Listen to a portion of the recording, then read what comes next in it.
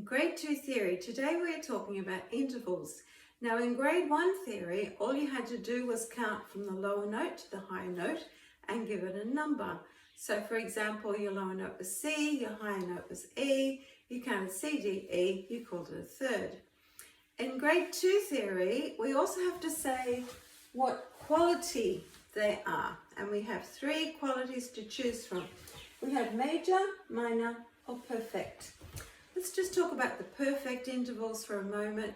To truly understand perfect intervals, you would need to study sound waves.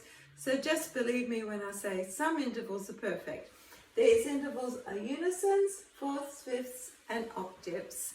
So if you come across any of those numbers, you're just going to call them perfect. Now with major and minor, you will just have a look at the top note and say, does that belong in the major scale of the lower note?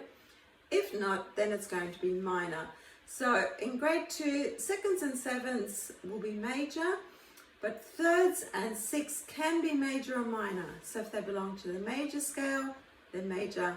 If not, they're minor. So let's just have a look at naming these intervals. Now usually what I like to do is actually just work out the number first. So G to G is a unison. C to A, if we count up C, D, E, F, G, A, we find that that is the sixth. F to B, 1, 2, 3, 4. D to F is a third. A to G, 1, 2, 3, 4, 5, 6, 7. E to C is a sixth. D to C sharp is a seventh. And G to G is an octave. So let's just check first if there are any unisons, fourths, fifths, or octaves. First one is a unison, perfect. This one is a fourth, it's a perfect. What else do we have? Octave over here, perfect. So now we're going to check the other intervals.